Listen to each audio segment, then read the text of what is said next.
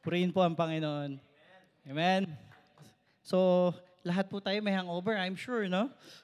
Grabe, no? Grabe yung last week natin. It is very, very favored and blessed. And yun nga, kakaiba. Parang ngayon tayo nag-gala. Ah, and lalong lumabas yung mga ganda natin bawat isa. Amen? Palakpakan natin si Lord for that. And today is the last Sunday of February. So, yung mga hindi pa po nakakapag-date dyan, pwede pang humabol. Amen? Paalala lang po. Pero yung mga kota na, sige, pwede pa rin. Every day is a celebration of love, especially if we celebrate the love of our Abba. Amen? Amen. Taas nga kamay ng mga in love dito. Taas ang kamay ng mga in love.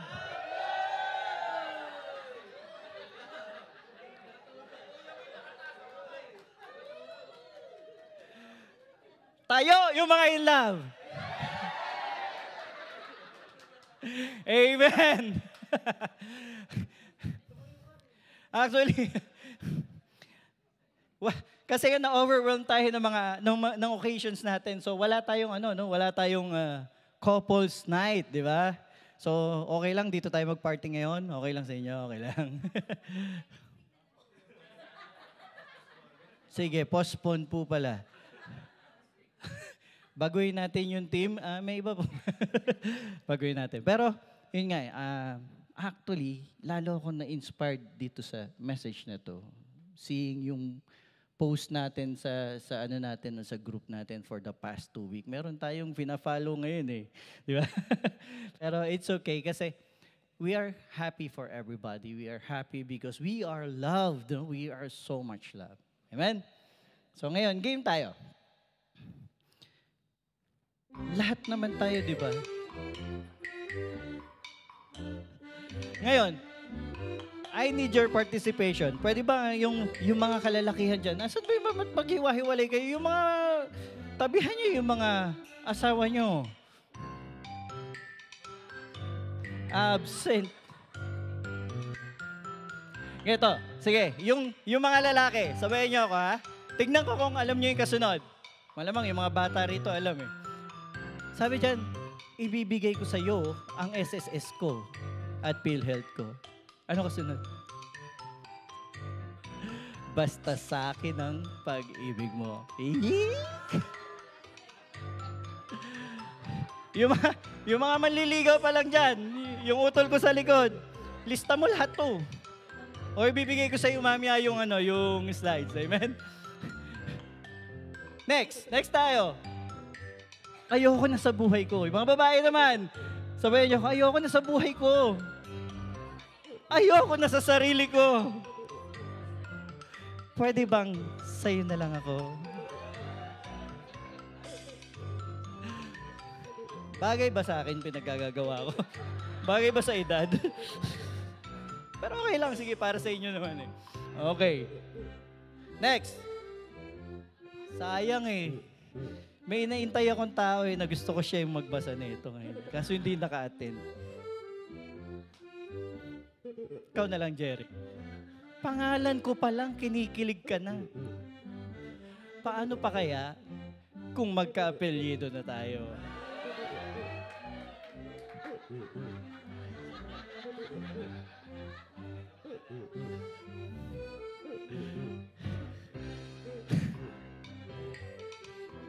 Yung babae naman, ngayon sagutin mo ngayon siya. Para kang taxi. Kasi habang lumalayo at tumatagal ka, lalo akong napapamahal sa'yo. Amen? Baka last preaching ko na to. Kanina pa ako tinitingnan ni Pastor Chis. Last mo na yan. Sana magkasunod tayo sa pila. Ito, favorite ko to. Lahat tayo all together. Sana magkasunod tayo sa pila. Alam nyo to? Bago to sa inyo lahat. Para pag tinawag ka at di mo narinig, ikaw mismo magtatanong, tayo na ba?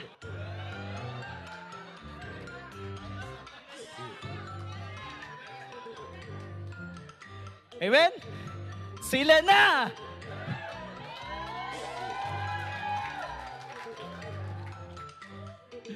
O ngayon, haranahin natin yung mga partner natin. Famous love song. O ito, basahin nyo. Basahin nyo with melody. Dapat alam nyo to.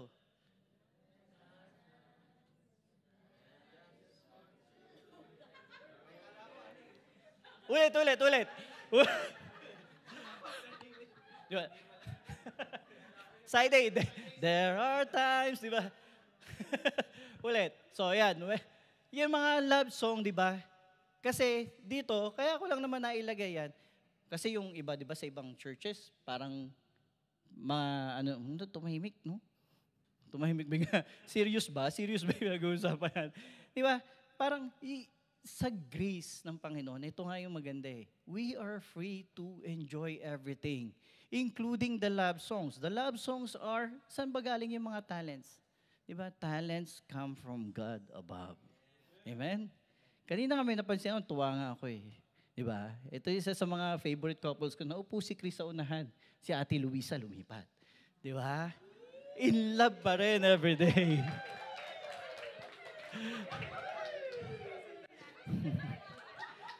Akala nyo si Sai lang? Hindi, may mas in love pa rin. Pares pa sila ng tone. Amen. Next, alam niyo itong kanta na to? I need a love that grows.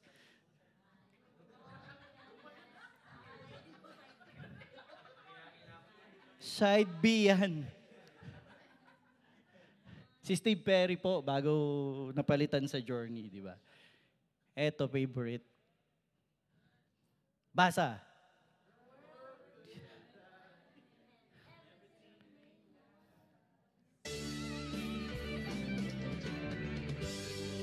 The world could die, and everything may lie, still you shan't cry. 'Cause time may pass, longer than it lasts, I'll be by your side. Forever by your side.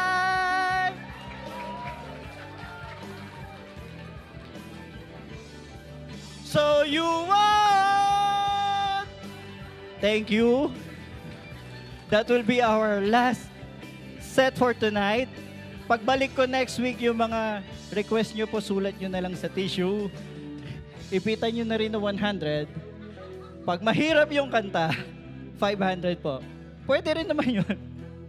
Hindi.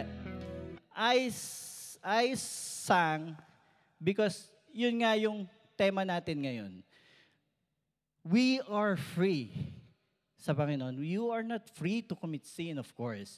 You're not free to continue yung buhay mo dati, but you are free to enjoy all the blessings and favor the Lord has given us. Amen? Palapakan natin si Lord. In grace, you will see the Lord in everything. Even here, imagine, He can tell you that the world could die, everything may lie.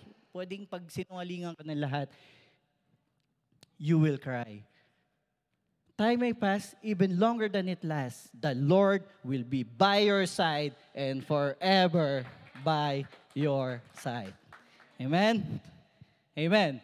So, sabi din ni Charlie Chaplin nga, yung pag-uusapan natin this afternoon, you need power only when you want to do something.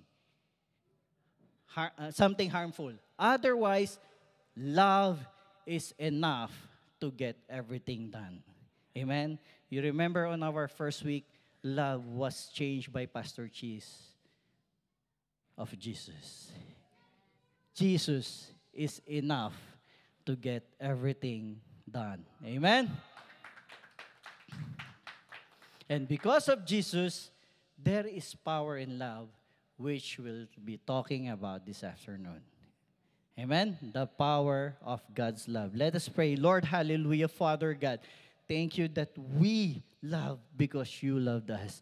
We are full of love. We learned love because you are the God of love. Father God, we celebrate this month. We celebrate every day. We celebrate each month, each year of our life full of love because you love us so much. Father, this afternoon, speak to us. Speak your love. Let us know once more yung napakaganda, Lord, na natutunan namin. Yung mahal na mahal niyo kami, Lord. So that we can love others as how you love us. Thank you, Father, for the victory. In the name of Jesus Christ, this is our prayer. Everybody say, Amen. So ang first verse po natin is found in Ephesians 3:17-19. Naalala niyo to yung last month, yung last preaching ko rito, na nandun din tong verse na to. But God is so great na doon pala yung parang doon niya idadaan what He wants to tell us this afternoon. Let's repeat reading the verse, and it says here, Then Christ will make His home in your hearts.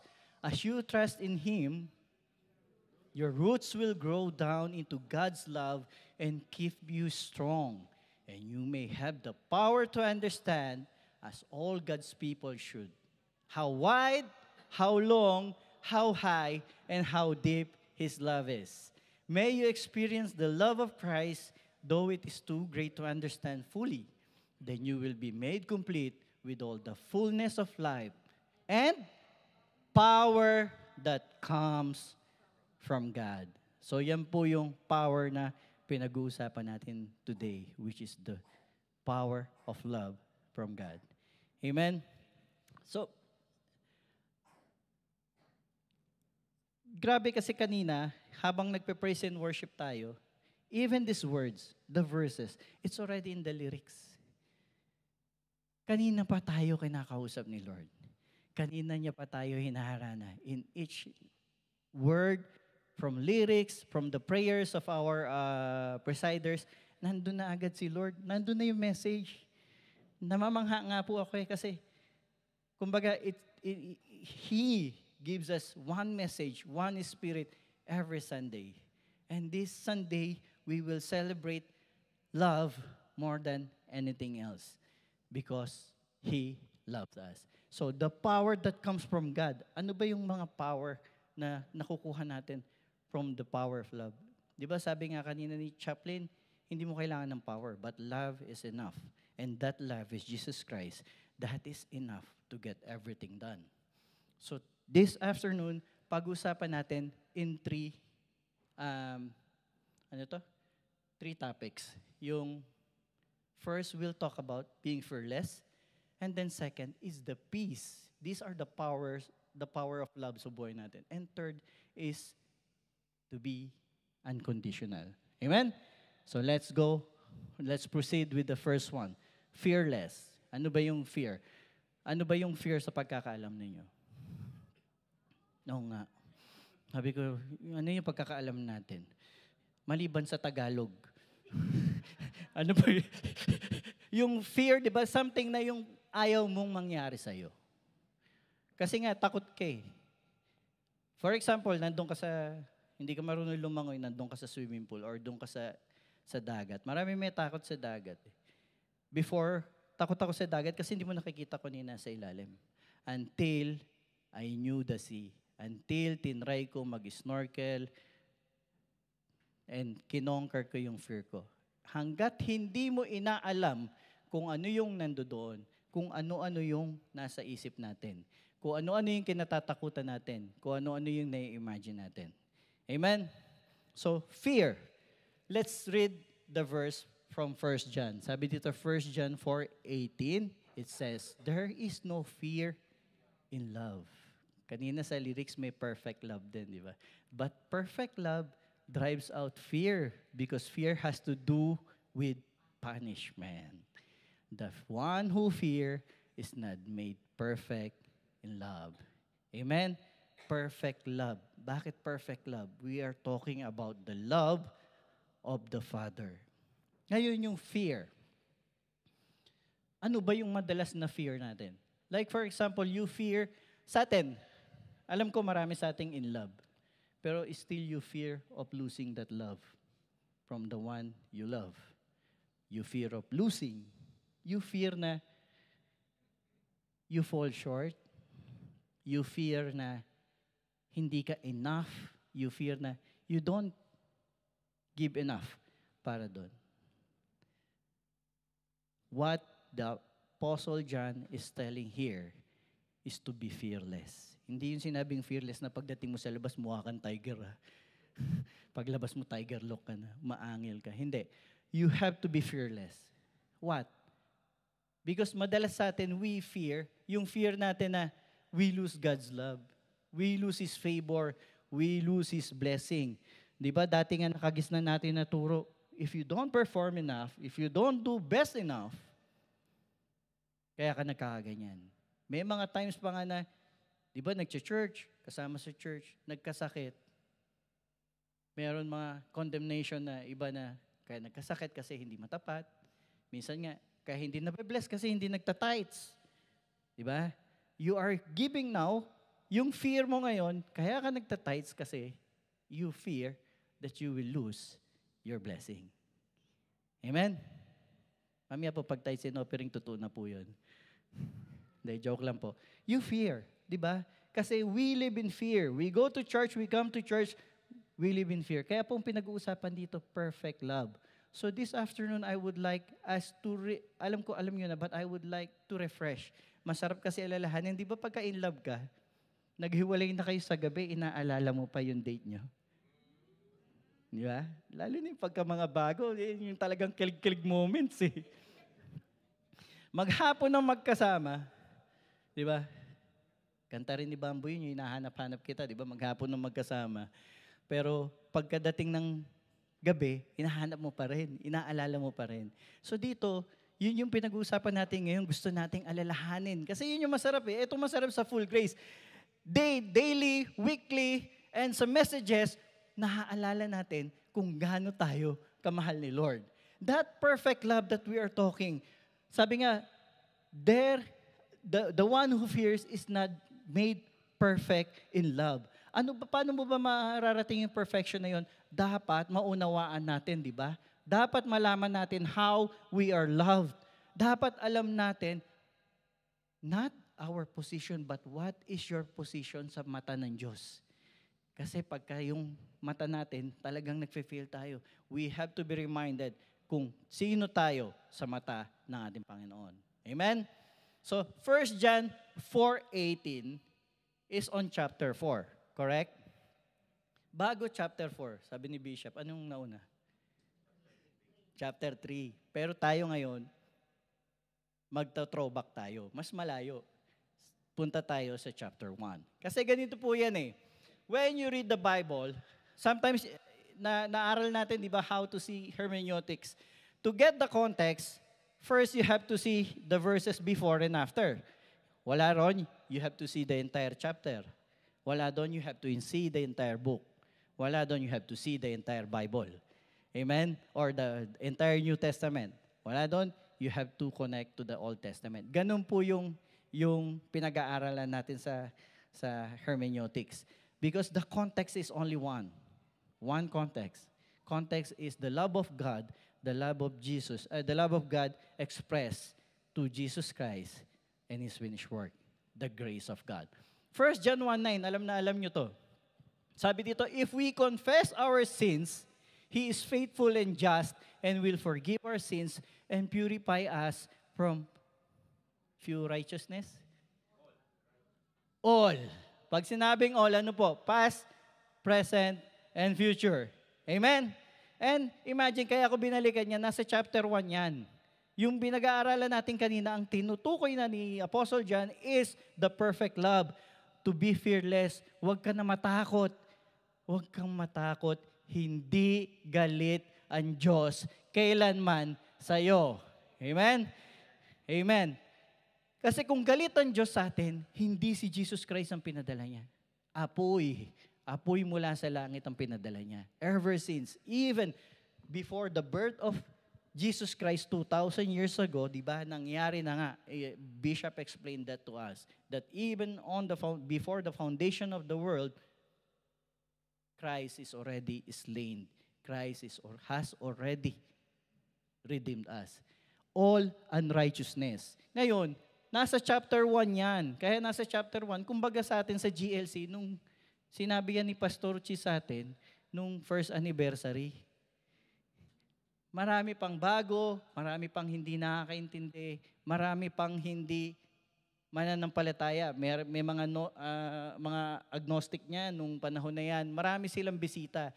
And then he said, if we confess our sins, He is faithful and just and will forgive us our sins and purify us from all unrighteousness. Bakit po natin pinag-uusapan ngayon to? Kasi madalas sa atin, meron sa atin mga nakakaramdam ng panghihina, for example, nandito na sa church, and then you failed. Sometimes, nangyayari sa atin yun eh.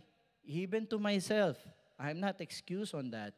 Na nangyayari po na you failed. Sometimes you do something silly, crazy things, stupid things. I'm sorry for the words, but that is how we can express. And then after that, you feel the guilt. You feel the guilt. Ngayon, hindi ka makapag-church. Ayaw mo mag-church. Diyan pumapasok yung nako, kukulitin ka na ngayon, bubulong-bulungan ka ng talunan. Talunan ha? Hindi na yun mananalo, talunan. Bubulong-bulungan ka nun. Hey, hindi ka worthy. Huwag ka munang pumunta sa church. Huwag kang umattend sa church. He is building that fear. He is building that fear. Ang sinasabi dito, if we confess, only one time confession, Lord, I am a sinner and I can never save myself. You are the only Savior that I have. One time and your sins are forgiven. Mga kapatid, yung ibinayad sa atin, dugo ng Diyos. The darling of heaven. Diba? The darling of heaven. The most precious existence in heaven. Yun yung ibinayad sa atin. No way that value cannot wash away or clean all our sins. Kaya, perfect love. That is the perfect love. So you have to be fearless. Never fear. Even kahit ano pa yan. Huwag kayong matakot. Just come to God. Whatever the problem is, kung ano man yung mga failures natin, kung ano man yung mga lapses natin, yung mga boss lang ang nagagalit dyan. Pero yung si Lord, who is the owner of the universe, He still wants you to come. Habang nagfe-fail ka, yun yung gustong-gusto niya na lumapit ka sa Kanya. Hindi ka niya itataboy, hindi ka niya pahaalisin, at hindi ka mapapaya sa Kanya. Jesus has done that when He walked the earth. Many times, not once, but all the time. That is what He did. Samaritan, yung adulteress, si Barabas, di ba? Napag-usapan na natin lahat yan. Yung magnanakaw, lahat yan. Sabi niya, siya nagsabi, ang lumapit sa akin, hindi ko itataboy kahit kailan. And that is the perfect love. Amen? Di ba kanina, kahit anong kilig natin, kahit anong kilig. Meron nga iba bitter di ba? Uy, sila na mag-aaway din kayo. Di ba? Pero totoo, kahit gaano tayo ka-sweet, kahit gaano tayo ka-in love, nag-aaway pa rin naman tayo di ba? Tama? Amen? Amen? Pastor, nag-aaway pa ba kayo? Amen. Amen. So yan, all unrighteousness, you are forgiven. You are accepted. You are adopted. And you are a child of God. Amen? Palapahan natin si Lord. Now, knowing this, you will have peace. Amen? Ba't ka ba may peace? May peace ka ba pag kagalit ka? May peace ka ba pag may iniisip ka? May peace ka pag may worry? May fear? Wala. But because you are assured how you are loved by God, you start to have peace. Amen? Knowing who you are sa paningin ng Diyos, no one can offend you anymore. Amen? Nung araw, makat lang ako sa kalsada. Offended na ako eh. Kasi parang yung ano yung tawag doon? Yung entitlement ko. Ano ko to eh, lane ko to eh. Di ba ngayon, parang yung entitlement mo, yun yung madalas makasakit sa atin. Yun yung madalas tayo na-offend when somebody touches our entitlement. But if you know what you really are entitled to, how much you are loved, you start having peace in everything. Kahit lait-laiting ka, nakangiti ka eh. Tignan natin kung sino mainis nun. Kung ano na sinasabi, angiti ba sa'yo? It will not change the fact that I am the child of God. Amen? So peace. Ano yung verse dyan? Sabi sa Romans, sabi ni Apostol Pablo, love does not harm to a neighbor. Therefore, love is the fulfillment of the law. Amen? So nakita niyo na, di ba? Kaya sabi nga, I came, di ba, to fulfill the law. Jesus Christ came to fulfill the law. How did He fulfill it? He fulfilled it with love. With love to each and every one of us. Amen? Grabe yung pagmamahal na yan. Yan yung araw-araw, kahit araw-araw natin pag-usapan, hindi po tayo matatapos dito. Kaya ngayon nga matatapos tayo mga 6. Pinag-usapan natin yung love ni Lord. Amen? Love does not harm to a neighbor. Therefore, love is the fulfillment of the law. There is no other fulfillment in law but love itself. The Father fulfilled His law by loving us. By Jesus Christ who loved us so much that He sacrificed Himself. He gave Himself up for us para ma-fulfill yung law na yon so that we don't have to worry anymore and we have a peace of mind. Ngayon, pag may peace of mind ka, lagi ka may peace of mind, hindi ka war freak, di ba? Hindi ka madaling mainis, hindi ka madaling magalit. So that comes, love does not harm to a neighbor. Because alam mo kung gaano ka kamahal ng Diyos. Amen? So yung mga neighbor natin, sabi nga, mahalin mo, di ba? Mahalin natin. Kalimutan na natin. Kalimutan na natin yun. Singilin mo lang, pag nagbayad, kalimutan mo na. Amen? So, love does not harm a neighbor. And sabi pa nga ni Lord Jesus Christ mismo, ito yung mas mabigat. You have heard that it was said, I love your neighbor and hate your enemy. Pero binago ni Lord. But I tell you, love your enemies. Ang bigat niyan. And pray for those who even persecute you, that you may be children of your Father in heaven. Amen? So, hindi yan conditional. Alam ni Lord, kaya nating magmahal. Alam ni Lord, kaya nating mahalin kahit yung enemy natin. Because what He did is He empowered us. He empowered us. He did not say that for you to do. He said that because He will do it for you. Kasi even the Bible says in 1 John 4:19, we love because He first loved us. Amen? Kaya tuwing may inis tayo, tuwing mga galit tayo, balik-balikan lang natin. Mahal ako ni Lord. Mahal ako ni Lord. And then, kalmado ka na. Amen? Kalmado ka nga ba? Ayaw nyo mag-amen eh. Amen. So, you know that you are loved, then you have the peace. Now, to magnify that being fearless, to magnify being fearless, to magnify being at peace, let's talk of the last part, which is unconditional. Diba? Unconditional. Let's read from Paul what he says in 1 Corinthians 13:1-3. Sabi niya pa nga dyan, if I had the gift of being able to speak in other languages without learning them and could speak in every language there is in all of heaven and earth, but I didn't love others, I would only be making noise. Amen?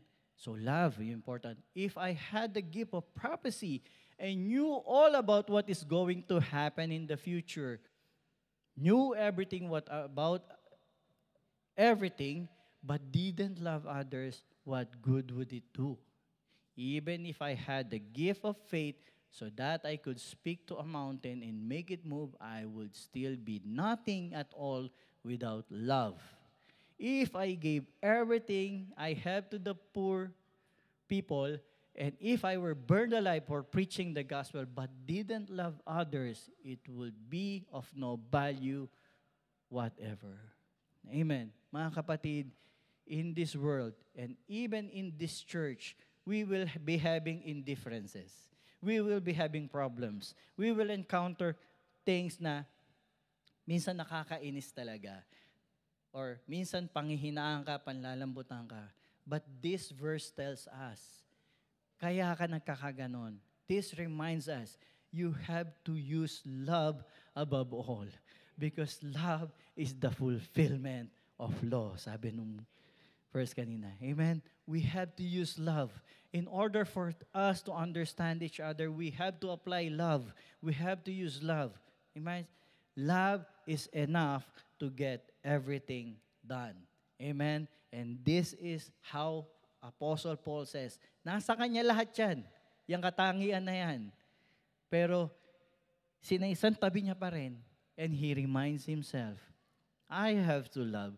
So all of these things matter. Because kahit po, sino sa atin, kahit gaano ka kagaling mag-preach, kahit gaano ka kagaling sa lahat ng bagay, if you don't love, then it's nothing. That is told by the Bible. Ngayon, ang gusto ko rito, yung sinabi ni Paul dyan, I will still be worth nothing at all without love. Without love. Mga kapatid, who is love? So you will never be without anything because Jesus is already in each and every one of you. Amen. Let's continue. On Ephesians 3:17-19, also the Apostle Paul said here, yan yung main verse natin kanina. Then Christ will make His home in your hearts. As you trust in Him, your roots will grow down into God's love and keep you strong. Ito po sa 18, and may you have the power to understand.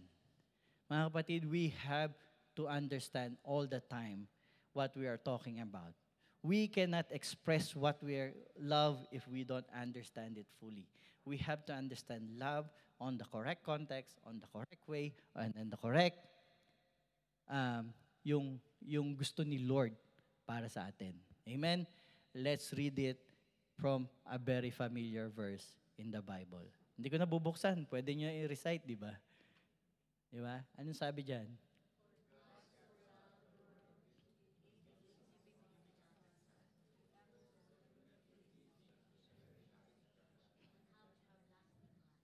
Amen. Yung 17. Yan. May 17 po. Pero basahin natin. Itong amplified, mahirap kabisaduhin, pero mas maganda yung pagkaka-express dito. Sabi dito, for God so greatly loved and dearly prized the world that He even gave His one and only begotten Son. Yan pinag-uusapan natin. He even, kumbaga, binigay niya pa. Instead na, kasi may instead na parusahan ka, instead na kaparusahan yung pinadala niya, ang pinadala niya, Savior. And one and only begotten Son, heaven have this most precious treasure, Jesus Christ. And that is all what the Father have in His hand. Ibinigay niya sa atin lahat. Sabi niya dyan, so that whoever believes and trusts in Him as Savior shall not perish but have eternal life. Ito yung 17. For God did not send the Son into the world to judge and condemn the world. Brackets, that is to initiate final judgment of the world. Hindi. But to help, to save, but that the world might be saved through Him. Mga kapatid,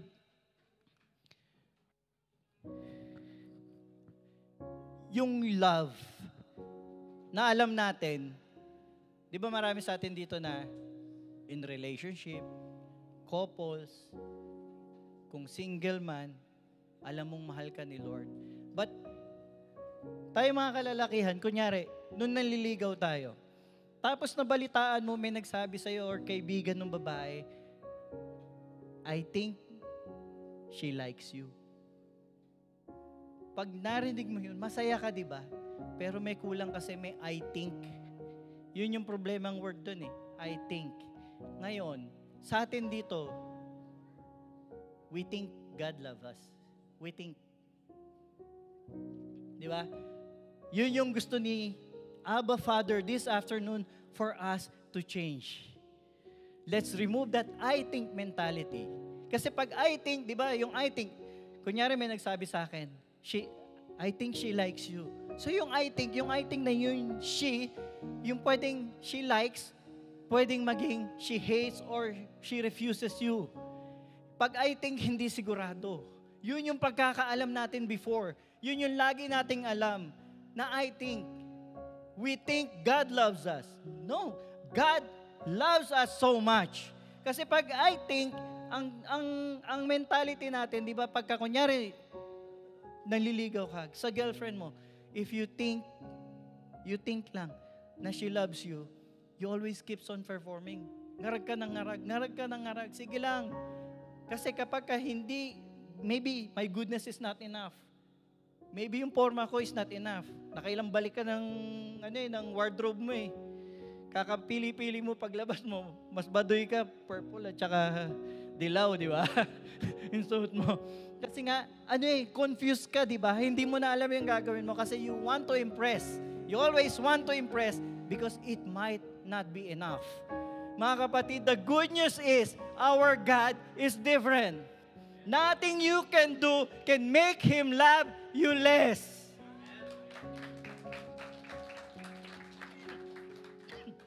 Nothing. Hindi ito yung kagaya nung if I fail, for example, sa music ka, hindi ka naka-attend ng practice, hindi ka nakatugtog, and then you failed, do you think God will look for another musician to change you? No. He will magnify your talent para mas ma-perform mo even without practice. Because that is our God of grace, our God of love. Nothing, unconditional, no conditions. Lahat ng the best love na alam natin sa mundo, hindi yun yung best niya.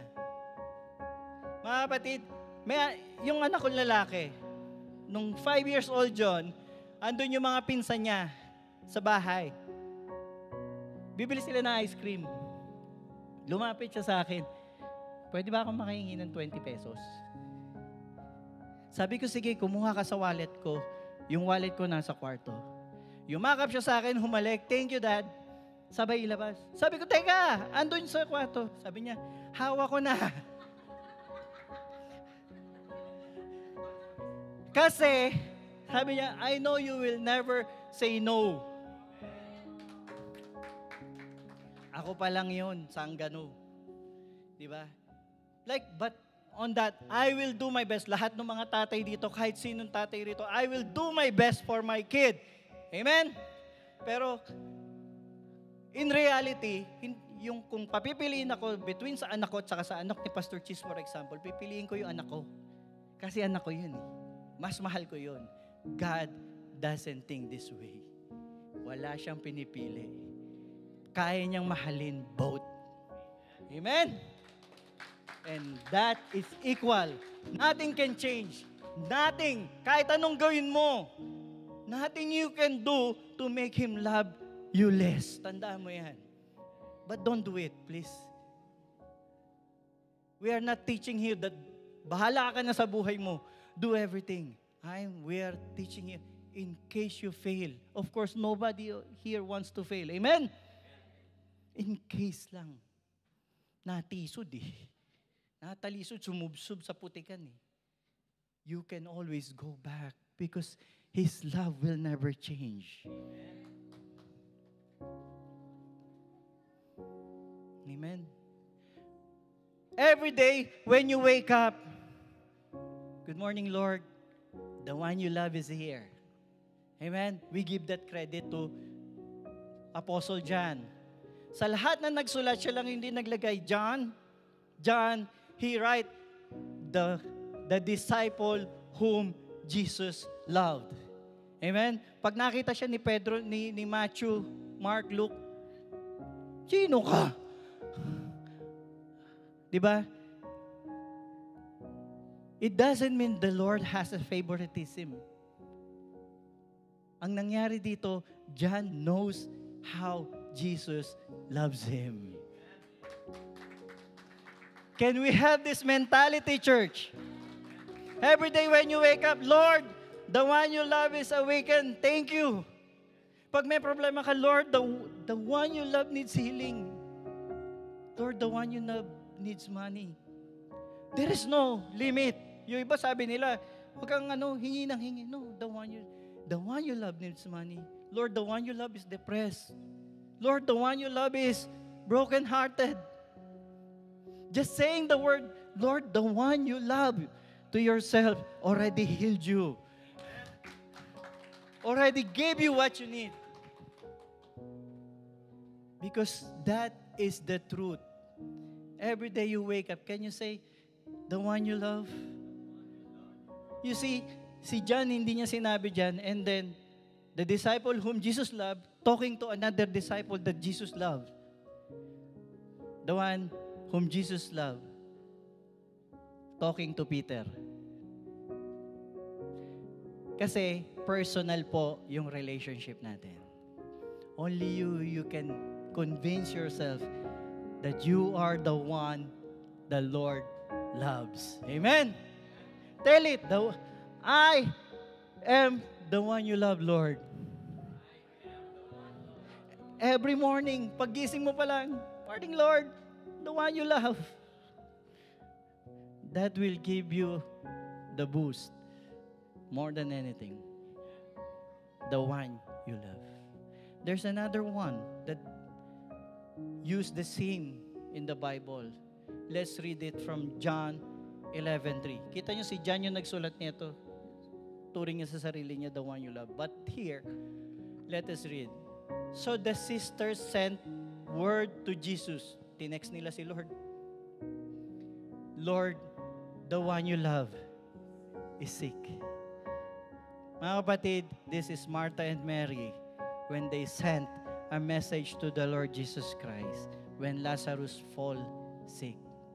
Mga kapatid, that time Jesus Christ is nasa kabilang ibayo, nasa kabilang bayan, nasa Abu Dhabi. Lakad lang nun. Wala pang Tesla, di ba? Lakad lang nun, kahit sumakay siya ng donkey, matagal yun. Pero lakad lang kasi nun. Mga kapatid, this verse, the Bible, the Father wants to tell you right now, this is our relationship. Mga kapatid, yung hiningi nila, did the sisters beg the Lord Jesus Christ? Did they said to the Lord, punta ka naman dito. Or nahiya ba sila? Alam nila Jesus Christ is far, far away, na babiyahe ng 3 araw by foot just to reach there. No, they just sent a simple word, Lord, the one you love is sick. Jesus loved Lazarus so much, but He loves you as same as He loves Lazarus. He can do that same miracle to each and every one of you. Alam naman natin kung anong miracle nangyari dyan eh. He resurrected Lazarus.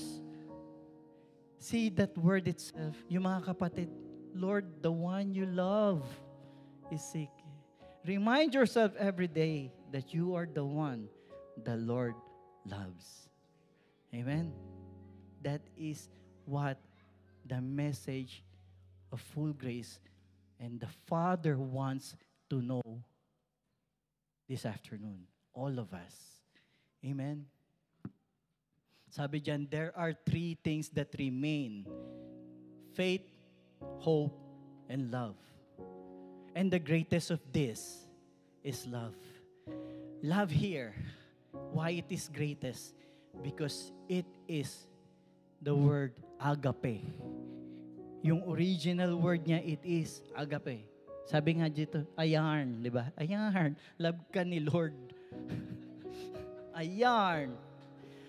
But agape, the Lord loves you so much. That's why it's the greatest of this is love. It's not our love. It is His love. That's why out of the three, that love is the greatest because it is His love to us. Yun ang gusto ni Lord na matandaan natin. His love. His love. Another one, we are closing. This is love. Not that we loved God, but that He loved us and sent His Son as an atoning sacrifice for our sins. Mga kapatid, this true love is also agape, the love of God. Mga kapatid, the Father wants to tell you, mahal na mahal niya kayo. And mga kapatid, love is not something that our Father does. It's not something that our Father express. It's not something na yung ginagawa niya para sa iyo. Because God is love. That is Him that is in you. Hindi ka niya kailangan mahalin dahil yun yung nature niya sa iyo. You are created in love. Binubuo ka pa lang, kinecreate ka pa lang, mahal ka na niya. Sabi nga sa Bible, He numbered your hair. Except me.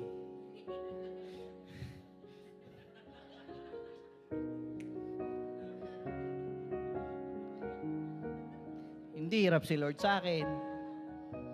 Pero yung number kasi, hindi yung sinabing, kunyari, yung book ni Pastor Chis, 57,000. Hindi. Ang number dyan is, He numbered each one of it. He created with love.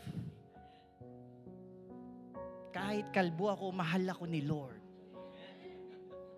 Yun. Nothing can change that. Nothing can change. He numbered your days. He numbered your hair. He calls you by name. He calls you by name. The devil will call you on your by your sin. The Father will always calls you by your name. He loves you. He loves you so much. So mga kapatid, not only February, but every minute of our life, we live in love because God is love. This is real love.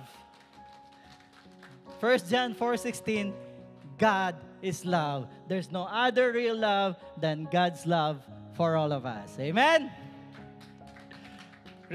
Power of love, you are fearless, you have peace, you are beloved. Amen? And the big idea, God loves you so much. Amen? Kanta ko ulit? Hindi na po. Let's pray. Lord, hallelujah. Father God, thank you. Lord, kahit anong usap namin, kahit anong paliwanag, really, we will never understand how much you love us. But one thing is true, that love can never change. That love is immeasurable. That love is so great that you have given us Jesus Christ in our place so that we will be in His place in heaven. Father, thank you for your favor and blessings. Thank you for heaven on earth. Mula nung makilala ka namin, thank you for your love. Thank you for your blessings. We cannot thank you enough. But I speak blessings upon blessing. Life, health, lahat ng mga problema nyo, lahat ng iniisip nyo, in the name of Jesus Christ and by His grace, it is all ended this afternoon. By His authority, by His name, kung ano man yung mga prayers nyo, whatever prayers my brethren have right now, Lord, higitan nyo. Answer them. I know you have answered them. And you have provided everything that they need. Father God, thank you because you love us so much. And this is real love. The real love that we have so that we can love others because of you. Thank you, Father God. In the name of Jesus Christ, this is our prayer. Everybody say,